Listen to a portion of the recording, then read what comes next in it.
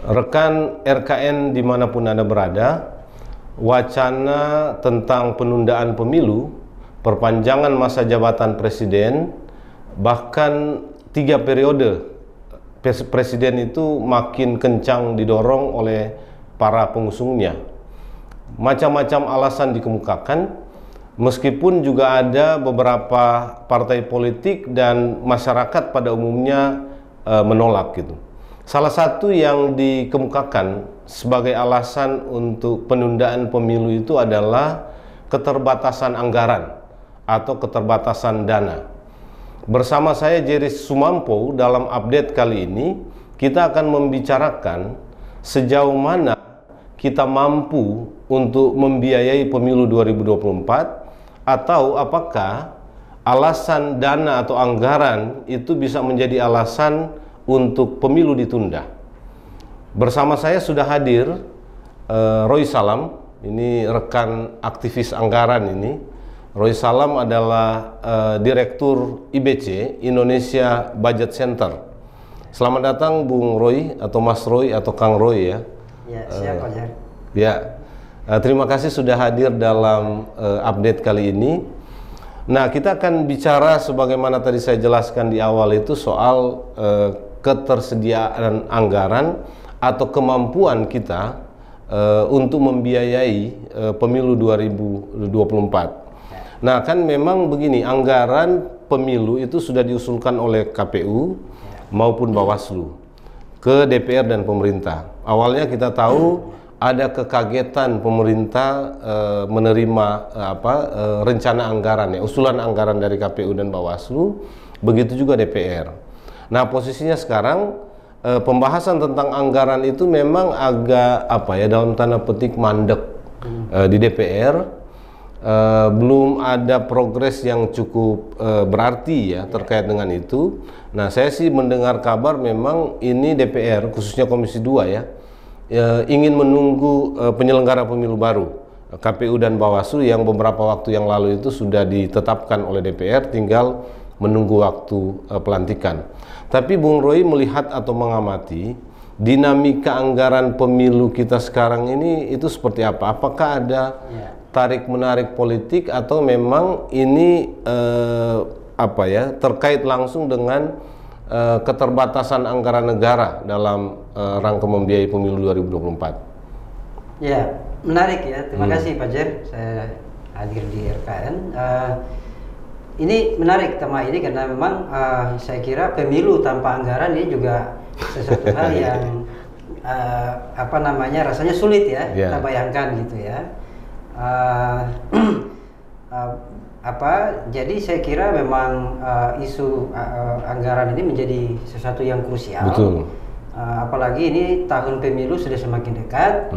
Nah, tentu kepastian tentang anggaran pemilu ini sesuatu hal yang ditunggu gitu. Nah, kenapa? Karena kan memang kalau kita lihat di dalam undang-undang pemilu cukup banyak tahapan pemilu itu ya. Ada sekitar 11 tahapan, dan tahapan awal itu adalah penyusunan program jadwal tahapan pemilu gitu. Nah, di dalamnya juga termasuk anggaran. Nah, kalau kita lihat situasinya memang sebetulnya dari sisi timingnya ya, sebetulnya memang harusnya sudah dibahas gitu, pada tahun 2022 ini. 2022. Tetapi sebetulnya bisa juga itu sudah dimulai dari tahun kemarin gitu ya.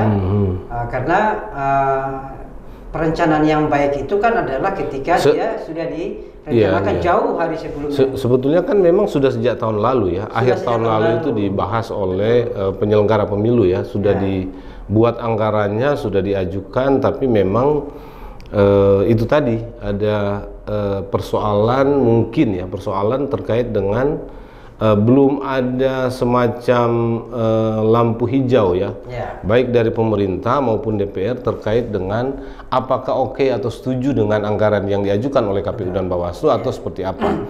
Nah, kita memang melihat ada wacana-wacana penolakan, tapi kira-kira seperti apa Bung Roy menilai dinamika ini?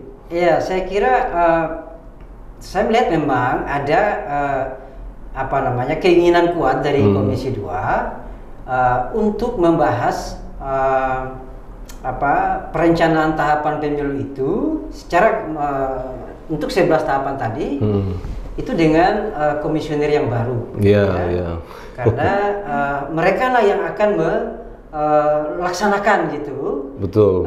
Tentu tidak ingin meninggalkan perdebatan di mana ketika ini sudah ditetapkan tahapan ini, lalu kemudian hanya kurang lebih 2 bulan ya, ini berganti dengan komisioner baru yang notabene hanya satu ya, anggota komisioner KPU yang lama yang masuk di situ. Nah tentu yang lainnya pasti akan berpikir bahwa wah ini kenapa perencanaan tahapan ini bisa jadi akan terjadi perdebatan. Ketimbang nanti muncul ekses sedemikian, memang bisa juga ya, saya kira KPU Komisi 2 itu mengambil pilihan jalan itu.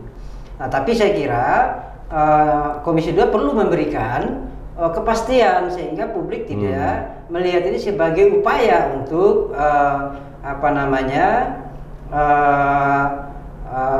dibaca sebagai upaya untuk menunda pemilu gitu ya. Nah, saya kira ini hal penting.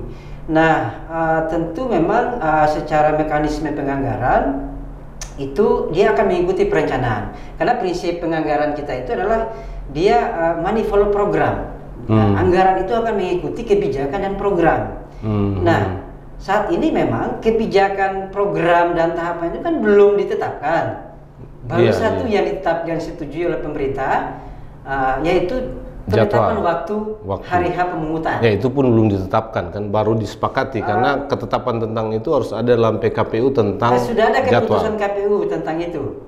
Belum. Sudah ya? Ya sudah terbit keputusan KPU tentang jadwal pencoblosan gitu ya, untuk Pilpres maupun Pilkada serentak. Nah itu kebetulan keputusan KPU, entah nanti koreksi atau gimana, tapi itu kalau baca dokumennya ada. Nah dari situ kemudian ketika ada ketetapan tahapan, barulah kemudian akan bicara tentang alokasi. Nah, apa yang diusulkan oleh KPU hari ini gitu ya, dari sejak pantauan kami dari sejak Maret sebetulnya tahun kemarin itu sudah ada muncul tentang wacana pengusulan anggaran. Iya, pengusulan anggaran itu dalam pembahasan rencana kerja anggaran KPU, Bawaslu, DKPP untuk tahun 2002 ini. Gitu. Nah, 2022 tadi ya, bukan 2002. Iya, 2022. Nah, tentu itu kemungkinannya masih berupa semacam gelondongan-gelondongan program dan pagu atau pagu indikatif namanya gitu ya, pagu indikatif. Nah, tentu itu akan dikerucutkan dan didalami lebih detail ketika memang tahapan itu sudah clear. Karena dari tahapan itu akan dipelajari apakah dia akan menimbulkan pembengkakan anggaran atau tidak. Gitu. Nah, kalau melihat alokasi anggaran yang sekarang memang cukup besar ya, cukup besar. Nah, tentu saya kira menjadi bagian dari kerja Komisi 2 untuk mensinkronkan antara tahapan yang dibuat, kemudian jadwal yang dibuat dengan kebutuhan dana. Gitu. Misalnya kalau jadwal kampanye, karena kampanye itu kan nanti akan didanai dari APBN. Kalau jadwal kampanyenya panjang, durasinya panjang, ya otomatis anggaran akan banyak yang keluar. Gitu. Tapi kalau kemudian dia dibuat diperpendek, tetapi dia efektif untuk proses kampanye, nah artinya anggaran juga akan berkurang di situ. Jadi apanya begini ya, karena belum ada kepastian oleh Komisi 2 gitu ya. Semestinya kan tadi Bung Roy mengatakan kalaupun memang Komisi 2 ingin ya atau DPR ya pada umumnya ingin supaya anggaran itu dibicarakan oleh komisioner baru, semestinya itu harus disampaikan ke publik supaya tidak ada keresahan atau bahkan ada ada tafsir bahwa ini bagian dari upaya untuk mendorong penundaan pemilu gitu ya, sebagaimana mungkin wacana yang ramai sekarang dibicarakan ya. Jadi ada kepentingan itu. Lalu yang kedua, sebetulnya juga kenapa butuh waktu cepat untuk disampaikan atau katakanlah dibahas, karena akan di breakdown itu tadi ya, dalam bentuk yang lebih rinci per tahapan gitu. Nah, kalau apakah memang anggaran yang sekarang itu sudah sempat dianalisis oleh IBC atau apa? Ya, secara umum kita bisa baca gitu ya, kita bisa telah. Artinya masih gelondongan seperti Masih tadi, gelondongan. yang tadi Bung Roy bilang ya? Iya, masih gelondongan. Jadi kita bisa memang kita mengatakan ini fantastis yang diusulkan. Kenapa fantastis?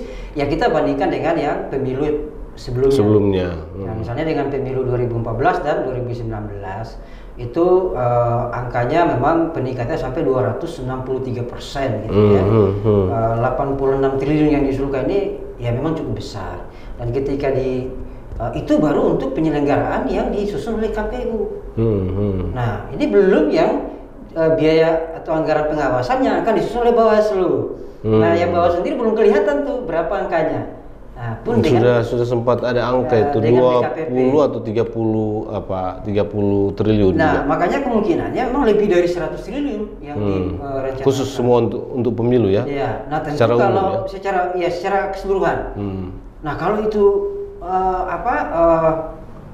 muncul ke publik dengan situasi saat ini di mana memang tekanan ekonomi fiskal kita itu cukup besar, maka memang ini akan membuat orang bertanya-tanya, ini mau ini mau pemilu atau mau benar-benar ini mau mau menghabiskan anggaran gitulah gitu kira-kira. Nah, tapi gini Bung Roy, sebelum kita lanjut ke sana ya, mungkin perlu kita lihat ke proses di masa lalu ya. Kalau pengajuan anggaran dan alokasi anggaran di pemilu sebelumnya gitu ya. Menurut analisis dan penilaian katakanlah IBC atau teman-teman yang bergerak di isu anggaran itu seperti apa gitu. Nanti setelah itu akan kita bandingkan dengan anggaran yang diajukan sekarang ya.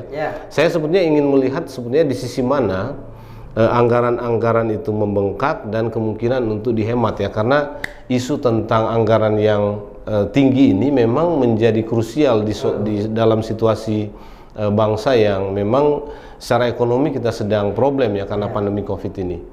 Iya, jadi pertama tadi saya coba pertegas lagi ya bahwa kalau kita lihat anggarannya memang yang diusulkan ini besar banget itu ya, besar banget. Kita lihat secara total maupun secara biaya per pemilu itu gapnya jauh banget dengan pemilu sebelumnya. Sebenarnya kalau kita pun lihat inflasi sebenarnya nggak segitu-segitu juga, harus dinaikkan semua. Kalau bandingkan dengan inflasi 5 tahun yang lalu dengan sekarang ya. Ya, saya kira hitungan yang per hari ini saya kira memang patut dipelototi gitu ya. Apa dasar yang ditujukan sehingga sekian. Tetapi ya lagi-lagi baru pada pagu indikatif gitu. Nah, tapi saya kira poin penting adalah nanti dia akan merujuk kepada tahapan itu tadi. Kalau ketika tahapan itu disusun, nanti dia akan disesuaikan dengan kebutuhan budget. Karena kalau kita lihat di dalam situasi, karena kan tadi ada kebutuhan penyelenggaraan, si penyelenggara sendiri ya. Kemudian ada kebutuhan untuk pertemuan-pertemuan para penyelenggara, pengadaan logistik gitu-gitu, dan membiayai kampanye pilpres gitu ya, dan juga kampanye pileg. Gitu. Nah, ini tahapan dan jadwal itu akan berimplikasi ke sana ya, ke budget kira-kira begitu. Nah, kalau kita lihat dari dengan bandingkan pemilu sebelumnya, sebetulnya saya kira itu harusnya tidak jauh berbeda gitu ya. Memang bahwa begini, idealnya kan sebetulnya problem-problem KPU atau penyelenggara pemilu mengenai kesiapan sarana prasarana harusnya sudah selesai, gitu. Harusnya sudah selesai.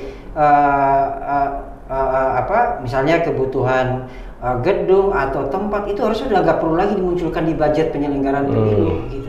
Karena masa sudah sekian puluh tahun itu pemilu masih begitu-begitu aja kondisi perkantoran, sarana prasarana gitu ya, harusnya sudah selesai gitu.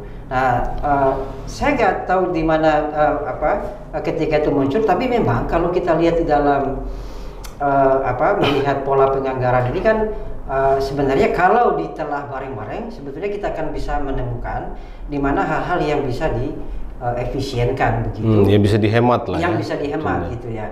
KPU mengatakan 70% itu adalah biaya honor. Nah saya kira itu perlu kita lihat gitu ya, honor-honor apa saja itu ya, karena kalau kita lihat dari beberapa temuan laporan-laporan audit BPK mengenai biaya penyelenggaraan pemilu kemarin, biaya pilkada, ya sebetulnya itu menggambarkan bahwa tata kelola anggaran pemilu dan pilkada kita masih perlu ditata gitu ya, masih perlu ditata menurut saya, karena masih banyak hal yang sebetulnya harusnya anggarannya itu bisa diefisienkan tapi kemudian dipakai.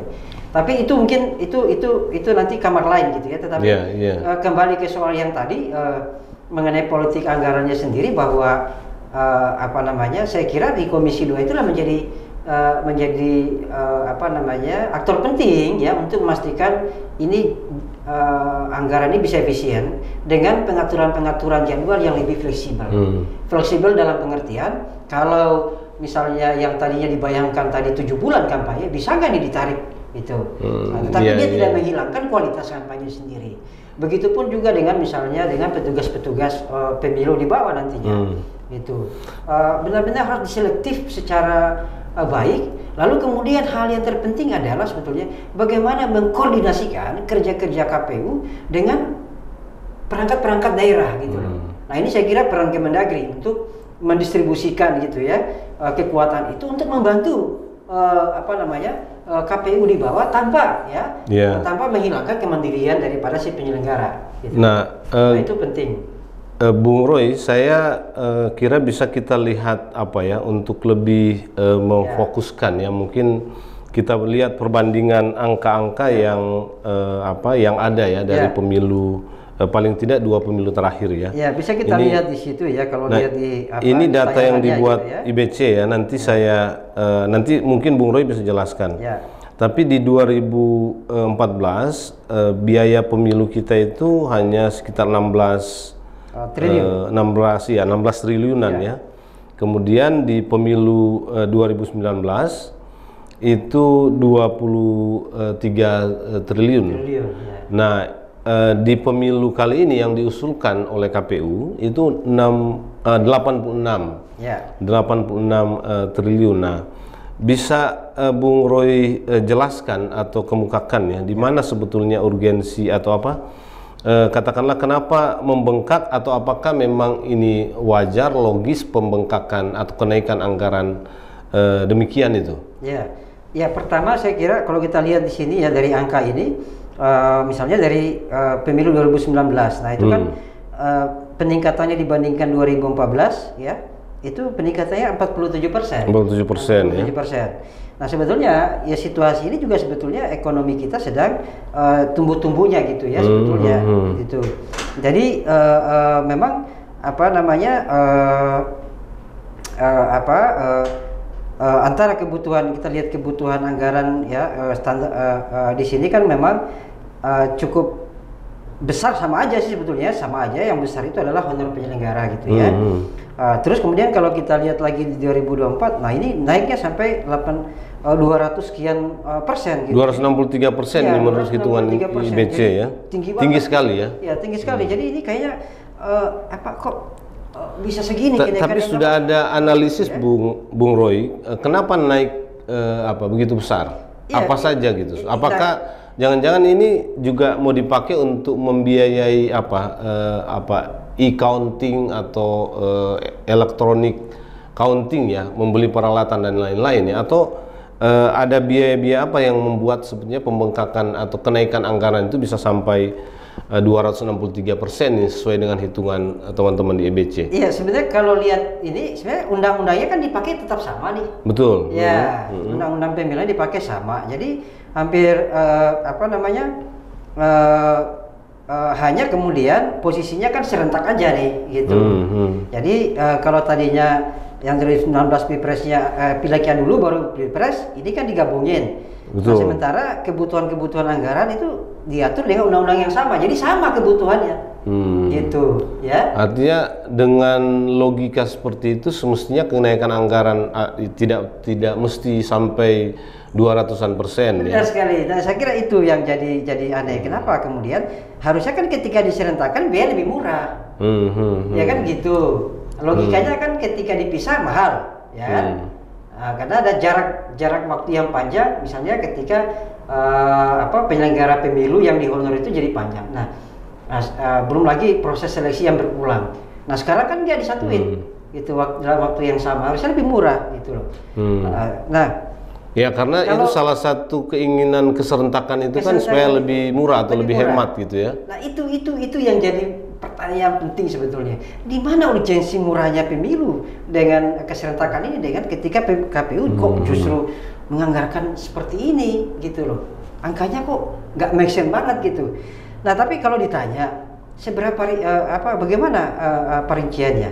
Nah, ini juga menjadi saya kira menjadi critical issue ya. Kenapa? Karena KPU juga nggak menjelaskan detail ke publik. Bahkan kita susah juga mendapatkan datanya. Mungkin belum kali lah. Nah, disitulah saya kira. Tapi yang namanya sebetulnya tidak masalah kalau kemudian rancangan itu disampaikan gitu loh. Kan nggak masalah. Ini kan rancangannya.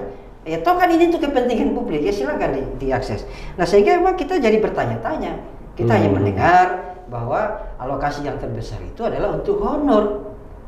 Honor penyelenggara. Ya, honor penyelenggara. Sampai ke tingkat ad hoc ya. Sampai ke tingkat ad hoc. Jadi kalau katakanlah dia 80%, ya 20%-nya berarti tinggal itu untuk pengadaan peralatan gitu ya, apakah surat suara, tinta dan sebagainya. Dan alat-alat untuk perhitungan gitu ya. Nah, ini yang memang masih saya kira ini yang perlu didalami sebetulnya nanti ketika Komisi 2 yaitu sudah mau membahas secara detail. Sebetulnya kalau kita dekatkan dengan bagaimana sih praktek penganggaran yang ada sekarang, nah sebetulnya ini kan sudah ada standar-standar ya. Kita punya ada standarnya sudah jelas sebenarnya sesuai dengan aturan yang ada ya. Ada yang dibuat oleh presiden tentang standar biaya regional. Jangan sampai anggaran kadang-kala kan memang begini ya. Di daerah itu kadang-kala bikin standar honor itu lebih besar dari yang di standar honor pusat. Itu sering terjadi gitu ya. Biaya untuk perjalanan dinas kok dia punya kemampuan fiskal rendah, tapi kemudian dia punya biaya perjalanan pejabat lebih besar dibandingkan eselon 1 di kementerian. Itu sering terjadi. Nah, jangan-jangan ada di situ juga gitu loh, perhitungan bagaimana metode perhitungannya KPU kita belum tahu, belum lihat secara detail ya. Nah, justru itu yang kita mungkin tunggu ya, dari rincian anggaran yang per angka ini secara total memang agak mencengangkan ya, apalagi kalau kita lihat persentase kenaikannya itu bisa sampai 263% itu ya.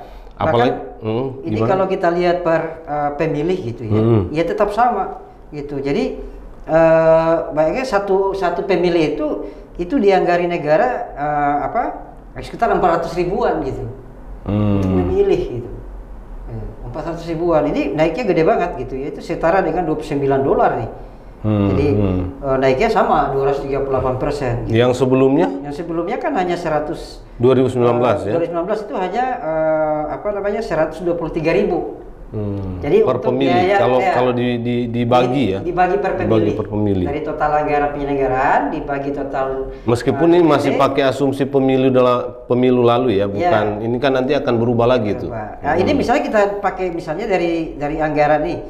Usulan anggaran KPU 86 triliun dibagi dengan angka DP 4 ya yang diterbitkan Kemendagri. Oh, yang terbaru sekarang ini ada 200-an juta ya. Iya, karena Dirjen Kependudukan bilang DP 4 itu sekitar 206 juta gitu. 206 juta.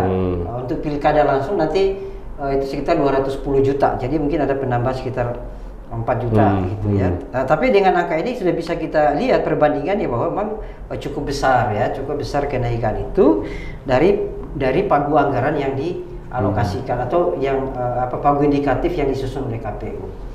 Nah, ini dari angka-angka ini memang jelas bahwa anggaran pemilu kita perlu didalami secara serius, karena memang angka ini kan baru dari untuk penyelenggaraan yang ada di KPU. Nah, bagaimana dengan di Bawaslu, bagaimana dengan di kementerian dan lembaga? Karena dalam satu putaran penyelenggaraan pemilu itu kan tidak hanya penyelenggara pemilu saja yang ada alokasinya, tapi juga kementerian lembaga. Ada biaya keamanan di TNI, Polri gitu ya, ada di Kemendagri, ya bahkan juga bisa jadi akan menyedot APBD di daerah. Jadi sebenarnya secara umum ya, atau kita bisa simpulkan bahwa anggaran ini terlalu besar ya. IBC melihat memang anggaran ini terlalu besar untuk pemilu 2024 karena kenaikannya itu begitu tinggi ya, dan kita sampai sekarang ini belum mendapatkan penjelasan yang cukup clear tentang kenapa kenaikan anggaran itu begitu besar. Sudah ada sih penjelasan dari KPU yang lama, ada tadi disebut soal biaya penyelenggara pemilu gitu ya, lalu mungkin belanja alat dan logistik dan lain-lain. Nah, tapi begini Bung Roy, kalau biaya sebesar itu gitu ya, katakanlah kita asumsikan biayanya tetap seperti itu, negara punya nggak kemampuan untuk membiayai pemilu 2024? Kalau kita lihat dari analisis anggaran negara sekarang ya. Kalau itu kita cek, ya sebetulnya negara kita itu mampu gitu. Mampu aja dengan dengan 86 triliun ini. Iya, tentu mampu ya. Mampu dia, karena kan ada skenario yang dibuat. Misalnya ini kan total bisa jadi dibuat per tahun, dibuat multi years gitu. Ya ini memang kalau lihat anggaran pengajuan KPU ini multi years ini pengajuan anggarannya. Jadi ini bukan 1 tahun ya, dia multi years itu sampai 2024 nih rencananya. Benar. Atau bahkan sampai pemilu berakhir. 2025 karena kan ada sampai pemilu berakhir, pelantikan dan lain-lain tuh. Pelantikan, terus ada pilkada serentak yang juga harus didukung dengan APBN walaupun pendanaan utama dari APBD. Nah, kalau kita lihat dari tabel itu atau bagan itu kan sebenarnya memang setiap pemilu kita itu kita kan dari 2014 gitu, itu rata-rata memang 3 tahun anggaran multi years gitu. Dan setiap tahun itu sebetulnya hanya sekitar 0, sekian 0,6 sampai 0,9% dari total belanja pemerintah pusat. Nah, APBN kita itu kan belanja itu dibagi 2 secara gelondongan besarnya, yaitu belanja pemerintah pusat dan belanja transfer ke daerah. Gitu. Nah, belanja pusat itu rata-rata 60 sampai 70%. Setiap tahun. Nah, 30%-nya atau 20 di bawah 30% itu ditransfer ke daerah. Ditransfer ke daerah dalam bentuk DAU, DAK, dana bagi hasil dan dana otsus dan sebagainya. Nah, kalau kita bagi dari total belanja pemerintah pusat yang tadi, itu rata-rata memang setiap tahun hanya 0,6 sampai 0,9%. Nah, kalau kita lihat di sini kita beda APBN kita ya, katakanlah ini 2022. Ini semua dari total belanja kita itu sekitar 2.700 triliun. Memang 43% itu udah dipakai untuk belanja mandatori. Belanja yang proporsinya sudah diatur dalam undang-undang. Nah, istilahnya itu mandatory spending. Ya, itu yang sudah fix lah. Sudah fix itu. Anggaran pendidikan 20%, itu nggak boleh 19%. Kalau 19% berarti presiden melanggar konstitusi. Maka dia harus dihitung 20%. Istilahnya sudah diirmak betul. Nah, itu ada kesehatan, ada pendidikan, ada dana alokasi. Ini yang APBN kita 2022 ini APBN ya. 2022 contohnya contohnya. Bahwa dari 2.700 triliun, 43% itu sudah dalam bentuk belanja yang mandatory spending. Ya, sudah nggak bisa diutak-utak lagi tuh, gitu. Nah, sisanya adalah 57% yang menjadi ruang fiskal. Nah, bayangkan bahwa yang 57% itu masih ada untuk misalnya penanganan COVID gitu ya, atau vaksin dan sebagainya. Artinya di dalam 57% inilah biaya pemilu itu diambil atau dialokasikan dari situ ya, diambil dari situ. Ya. Nah, ini kan 57%. Kalau diambil 1% per tahun kan berarti masih ada 56%. Jadi sebenarnya ruang fiskal kita itu masih cukup, memungkinkan dan dalam pengaturan anggaran kan sebetulnya tidak dilihat letterlet sebetulnya, tapi dia bisa satu program itu bisa dikeroyok lintas unit kerja, nah gitu. Nah makanya yang membuat kita boros selama ini kan adalah menurut saya pemilu itu dipandang hanya menjadi kerjaannya KPU. Nah, tapi kalau kemudian itu kalau dilihat ya dengan semua unit yang lain, sebetulnya ini bisa urusnya lebih cepat, ya kan? Coba. Nah, tapi gini, berarti Bung Roy, sebetulnya ruang fiskal kita atau katakanlah anggaran ya, masih bisa mengcover anggaran yang dialokasikan oleh KPU atau bahkan kalaupun ditambah dengan anggaran yang nanti akan dibuat ya, atau sudah dibuat oleh Bawaslu atau mungkin juga di KPP dan mungkin kementerian lain yang nanti ada urusannya dengan pemilu gitu ya. Jadi artinya begini, ini nggak bisa menjadi alasan untuk mengatakan pemilu ditunda karena kita nggak punya duit gitu ya. That's the point. Bahwa kita punya uang. Kita punya uang. Ya, pemilu nggak bisa ditunda hanya alasan bahwa kita nggak punya uang. Kita punya uang. Betul, ya. betul. Meskipun bahwa pemerintah akan mengalami tekanan di 2023, gitu. Oh gitu? Kenapa? Karena di 2023 itu memang APBN kita nggak boleh lagi defisitnya lebih dari 3% dari PDB. Ya, itu karena kemarin kan buat 3 tahun terakhir ya 2020, 2021 dan sekarang tahun ini 2022 defisit kita itu di atas 3%, gitu. Karena itu penanganan COVID. Nah, disinilah pekerjaan beratnya saya kira memang pemerintah untuk melihat belanja prioritas. Ya, mau prioritaskan pemilu atau memprioritaskan untuk belanja rapat-rapat yang nggak penting. Kan itu menjadi pilihan politik. Disinilah kita mendorong bahwa politik anggaran. Jadi gini, kalau apa namanya tadi itu ya, defisitnya masih di bawah ya, di bawah 3% gitu ya. Apakah dengan begitu, katakanlah saya mengandai-andai ya, kalau 2022 itu defisitnya masih seperti itu, kita masih mungkin membiayai pemilu nggak sih?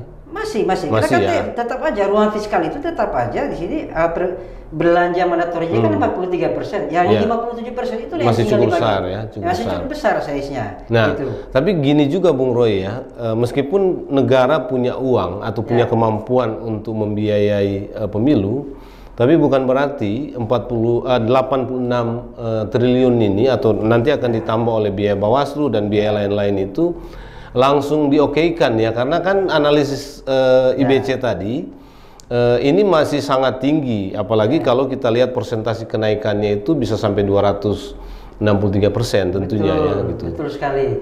Nah, kenapa saya bilang tadi sebetulnya setiap tahun kalau dianggarkan secara multi-year kan kecil sekali, ya kan?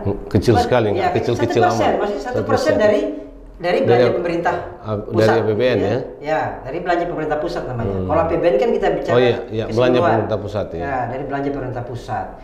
Nah, tinggal sekarang ya bagaimana melihat kembali usulan daripada penyelenggara pemilu tentang rasionalitas dari anggaran yang diajukan. Memang kalau dengan penyebutan angka di atas 8-86% ditambah lagi yang lain menjadi 100 triliun ya, maaf 86 triliun tadi. Kemudian bisa jadi secara total keseluruhan 100 lebih itu. Wah, itu memang akan mencengangkan karena memang angka itu bukan angka main-main gitu loh. Apalagi kalau bandingkan dengan pemilu sebelumnya. Betul. Nah, situasi ekonomi kita ya yang menjadi memang potret. Makanya saya mengatakan bahwa secara ruang fiskal kita mampu biaya pemilu, tapi seberapa besar biaya pemilu itu untuk ditetapkan, disinilah kita harus hemat. Ya. Nah, berdasarkan pengalaman sebelumnya gitu ya, di bagian mana sebetulnya pemborosan itu kalau lihat postur anggaran pemilu ya, pengalamannya analisis anggaran di IBC itu di bagian mana sebetulnya kita agak boros? Supaya ini kita kasih masukan juga ya, siapa tahu nanti akan ada pembahasan soal itu, lalu ini juga bisa jadi referensi di bagian-bagian mana itu kira-kira ya, berdasarkan pengalaman lalu dulu nih Bung Roy. Iya, kalau lihat kan masih sebenarnya rata-rata kan belanja anggaran yang seringkali boros itu kan adalah apa namanya belanja barang yang nggak perlu gitu ya. Ya termasuk belanja barang. Ya belanja barang itu ada belanja habis pakai, ya kan. Lalu kemudian biaya-biaya perjalanan, gitu ya. Diperbanyak ya, seringkali ini jadi banyak ya. Gitu kan.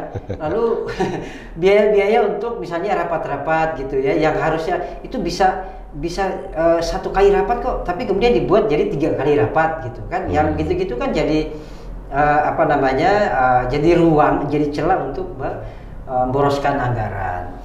Nah, termasuk sebetulnya untuk biaya-biaya yang misalnya menaikkan standar-standar itu tadi. Nah, makanya saya kira penting untuk Kemenq, karena memang sebetulnya standar biaya pemilih ini kan harus dibuat oleh juga bersama Menteri ya, tentang ada standar biaya khusus namanya. Tapi bukannya itu sudah ada itu? Yang khusus itu? Ya sepertinya belum, karena kan ini bicara tentang kenaikan anggaran ini kan, misalnya honor KPPS katanya itu awalnya 500.000 menjadi 1 juta lebih. Standarnya dari mana? Nah, itu berdasarkan pertimbangan rasa. Nah tapi kan ini soal tugas apa namanya, saya kira itu nanti bisa dikalkulasi gitu ya. Kalau memang mau ada kenaikan honor untuk di tingkat KPPS, ya dibuat satu hitungan, karena itu ada hitungannya sebetulnya kalau di Kementerian Keuangan itu ya, itu punya hitungan, namanya ada standar biaya khusus.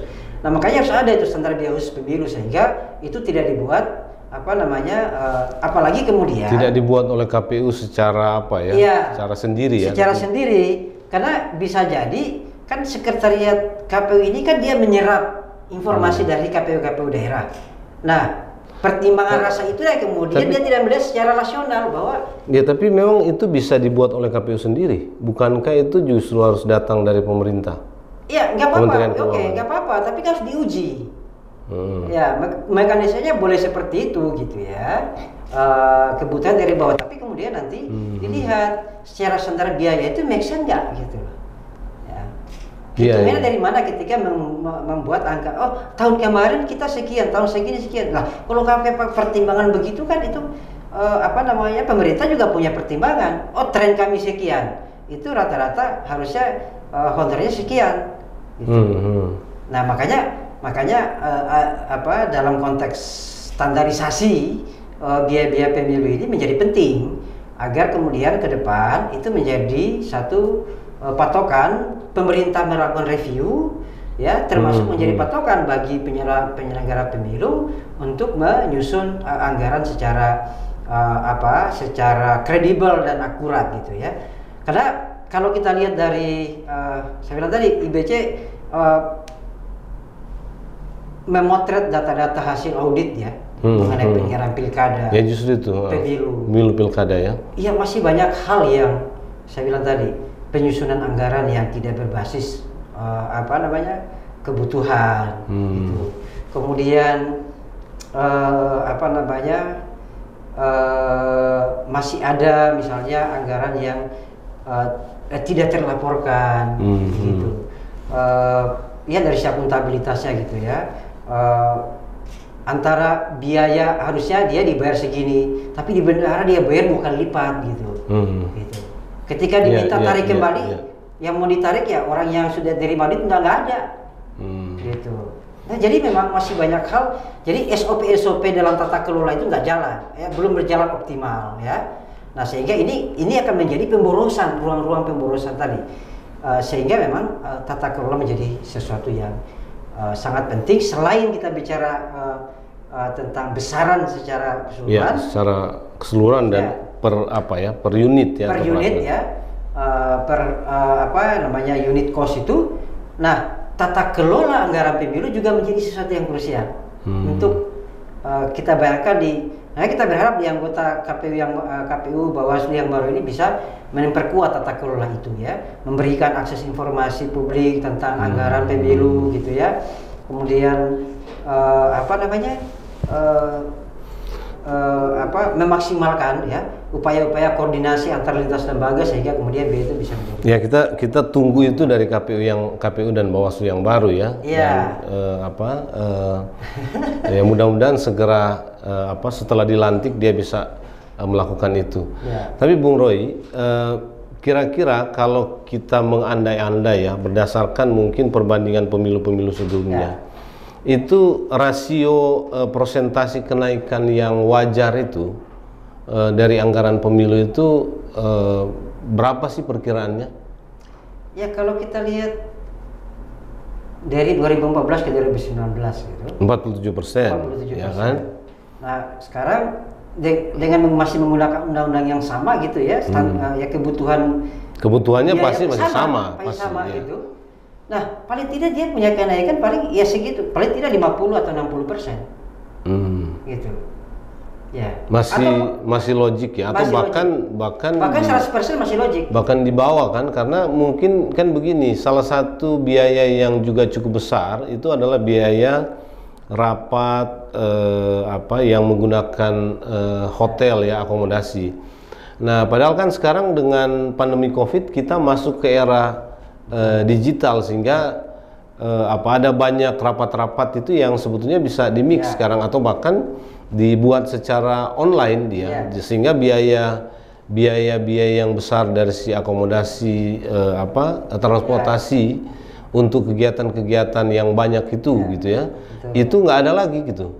Nah, mestinya kan berkurang dari situ ya. Betul, berkurang. Saya tadi bilang bahwa naik 100% itu masih logik dalam pengertian bahwa kalau itu ada kebutuhan baru yang mendesak, yang dulu tidak ada. Gitu. Misalnya tadi ada wacana soal accounting, sehingga harus beli alat-alat elektronik baru gitu ya. Betul. Dan itu harus didistribusi sampai di tingkat kecamatan kan, karena rencananya accounting itu akan, atau irekap ya, itu akan dilakukan sampai dimulai dari tingkat kecamatan gitu ya. Iya. Nah makanya tadi dengan situasi hari ini sebetulnya betul, selain penggabungan pemilu itu juga kita lihat bahwa kebiasaan kita ini kan sudah mulai ada kebiasaan yang baru nih, yang sekarang formal gitu kan, boleh gitu ya. Dulu nggak boleh kan? Dulu nggak boleh. Dan biayanya lebih murah gitu kan? Biayanya lebih murah. Jadi kan bisa hibrid gitu ya. Betul. Hibrid. Jadi orang nggak perlu, anggota KPU di daerah nggak perlu semua rombongan setiap kali kegiatan datang ke sini kan ke gitu. Jakarta kan bisa lewat Zoom, dan itu biaya kemudian menjadi lebih murah. Kemudian pola-pola sosialisasi juga saya kira penting untuk jadikan online juga kan? Iya, bisa dikombinasikan dan itu kemudian membuat biaya. Jadi banyak hal sebetulnya kalau kita sudah lihat rinciannya, sebenarnya kita bisa akan lebih mudah untuk memberikan input. Saya kira ini penting ya untuk memberikan input, karena bagaimanapun apalagi ini kan komisioner yang baru, walaupun ada anggota komisioner yang lama, tapi sebagian besar baru, dan itu saya kira walaupun juga mereka sudah punya pengalaman di kepemiluan, tapi saya kira tetap penting menjadi input masyarakat untuk memberikan bridging kepada kawan-kawan komisioner ini untuk melihat kembali anggaran itu, sehingga tidak mereka komisioner yang baru tidak dibebani dengan ada dugaan-dugaan publik bahwa mereka sengaja nih memperbesar anggaran untuk kepentingan mereka. Nah itu saya kira menjadi krusial. Bung Roy, ini memang kan otak-atik anggaran ini juga nggak mudah ya. Nggak mudah. Apalagi kalau masuk ke rincian-rincian. Kadang-kadang kita mendengar ada kesulitan antara membuat rencana tahun ini dengan kemudian apa yang akan terjadi atau diimplementasikan di tahun depan. Nah, tapi yang pasti dari percakapan ini kita bisa mengambil kesimpulan bahwa negara ini sebetulnya punya uang atau punya kemampuan untuk membiayai pemilu 2024, dan karena itu keterbatasan anggaran atau ketiadaan anggaran itu nggak boleh dijadikan alasan untuk tidak untuk melakukan penundaan pemilu atau perpanjangan masa jabatan presiden. Dan tentu kita juga punya keinginan ya atau harapan bahwa meskipun kemampuan negara ada, tapi anggaran tetap harus kita hemat, apalagi ada keganjilan atau ada dalam tanda petik keanehan dari kenaikan anggaran KPU yang dibuat oleh KPU itu naik 263% gitu ya. Nah, tentu ini yang harus kita cermati, yang harus kita teliti lagi, harus kita analisis lagi untuk melihat seberapa besar yang realistis bagi penganggaran di 2024. Catatan-catatan tadi itu penting. Nah, tapi terakhir Bung Roy, untuk semua ini kira-kira Bung Roy ini mau mengatakan apa yang bisa dikatakan ya, atau direkomendasikan atau disarankan baik kepada pemerintah maupun kepada DPR atau kepada penyelenggara pemilu sendiri. Ya, saya kira pertama bahwa tentang argumen atau alasan dihembuskan tentang penundaan pemilu karena bicara tentang situasi ekonomi, saya kira yang kemudian ditarik ke soal anggaran pemilu gitu ya. Nah, bahwa tidak ada alasan sebetulnya dari sisi bicara anggaran itu tidak tersedia untuk penyelenggaraan pemilu. Anggaran kita cukup tersedia untuk penyelenggaraan pemilu. Nah, sekarang apa kira-kira yang perlu dilakukan oleh pemerintah, DPR dan penyelenggara pemilu? Nah, kalau kita lihat dalam mekanisme penganggaran kita, sebenarnya di situ yang harus kita lihat. Kenapa dia lama nih? Jadi bisa jadi ada proses-proses dalam mekanisme pembahasan anggaran itu yang perlu didahulukan. Misalnya sebelum membahas anggaran, ternyata perlu ada dulu ketetapan jadwal dan tahapan itu. Karena dari jadwal dan tahapan itu baru bisa dirinci. Gitu. Nah, tahapan awal pemilu ini kan penyusunan anggaran. Nanti setelah ada penyusunan ketetapan tadi ya, ketetapan tahapan jadwal tadi. Nah, selanjutnya pembahasan anggaran itu akan mengikuti jadwal pembahasan perubahan APBN atau rinciannya. Pembahasan RAPBN 2023. Gitu. Saat ini kalau kita bicara tentang siklus anggaran, saat ini masih proses menyusun musrembang. Untuk 2023. 2023. Tapi kan pemilu akan mulai tahun ini tahapannya. Kalau diasumsikan Februari 2024. Ini yang mungkin publik belum tahu, banyak tahu bahwa di anggaran KPU saat ini tahun 2022 maupun Bawaslu itu sudah ada sebetulnya alokasi untuk persiapan KPU dan Bawaslu di dalam yang disusun tahun lalu ya. Iya, disusun tahun lalu. Yang diajukan tahun lalu ya. Hanya mungkin besarannya belum sesuai dengan apa yang mereka harapkan. Tapi itu bisa disesuaikan dengan perubahan kan di pertengahan tahun biasanya. Ya? Secara proses penganggaran sangat memungkinkan, gitu ya. Bahwa perubahan realokasi namanya ya, realokasi, refocusing itu dimungkinkan di dalam penyusunan anggaran. Nah, kenapa? Karena sampai hari ini sebenarnya Kementerian Keuangan belum dapat dokumennya. Ya, saya mencatat ada pernyataan dari Kementerian Keuangan bahwa mereka sendiri belum tahu. Belum ada informasi dari KPU, rincian detail anggaran, sehingga kami belum dilibatkan di proses itu. Nah, kalau kita belajar dari tahun pemilu tahun yang lalu, memang kalau lihat tahapannya itu adalah pembahasan anggaran itu nanti di bulan Agustus. Rinciannya gitu. Nah, tapi saat inilah proses-proses dulu di mana bahwa proses pembahasan secara umum dulu antara Komisi 2 dengan penyelenggara pemilu, bahwa kita sudah fix ini ya jadwalnya, kemudian kira-kira rancangan programnya kita fixkan dulu, kemudian dibawa ke forum badan anggaran dengan Menteri Keuangan. Di situ kemudian Menteri Keuangan dengan badan anggaran akan melihat, memeriksa, nanti kita karena APBN kita ini akan masih banyak belanja prioritas lainnya, kita akan ambilkan dulu nih tahun ini sekian, sumbernya dari mana gitu.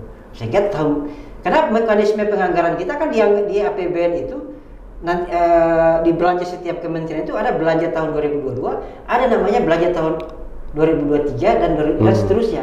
Namanya kita menganut sistem KPJM, Kerangka Pembangunan Jangka Menengah. Jadi ada rancangan anggaran sampai 5 tahun. Nah, itu sifatnya indikatif.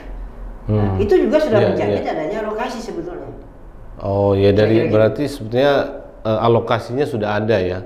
Mungkin itu juga yang membuat pemerintah kaget karena mungkin alokasinya itu rendah dibanding dengan apa yang diajukan oleh KPU ya, tapi ya prosesnya masih berjalan, persetujuan anggaran itu belum terjadi ya. Iya, justru memang tadi bahwa kita berharap ya Komisi 2 memperjelas saja bahwa kami akan membahas menyelesaikan secara cepat tentang tahapan PKPU tentang tahapan ini dengan komisioner yang baru. Katakanlah kalau dilantik awal April ya masih ada, kira-kira kan dia secara undang-undang 20 bulan sebelum pencoblosan sebelum hari H, dimulai ya, sebelum hari H. Berarti kan sekitar pertengahan Juni, ya kan, berarti April Juni masih ada 1 bulan lebih. Ya kalau dibahas setelah Juni malah masih. Artinya masih ada waktu untuk memperjelas atau menyepakati tentang 11 tahapan itu secara keseluruhan. Nah, yang kemudian nanti akan menjadi rujukan untuk pembahasan tentang program dan anggaran pemilu baik untuk di Komisi 2 yang selanjutnya akan dibawa di ranah Badan Anggaran bersama Kementerian Keuangan dan Bappenas. Iya, kalau lihat mekanisme tadi masih sebetulnya masih agak panjang, agak panjang. Karena masih gelondongan tadi yang disebutkan di awal ya. Itu jadi masih agak panjang dan kita butuh waktu yang lebih cepat, karena itu perlu ada keputusan yang cepat segera gitu ya, supaya pembahasan itu bisa terjadi ya. Memperjelas agenda, saya kira penting, memperjelas agenda. Komisi 2 ketika kalau tidak salah sudah pasca reses ini masih proses ya.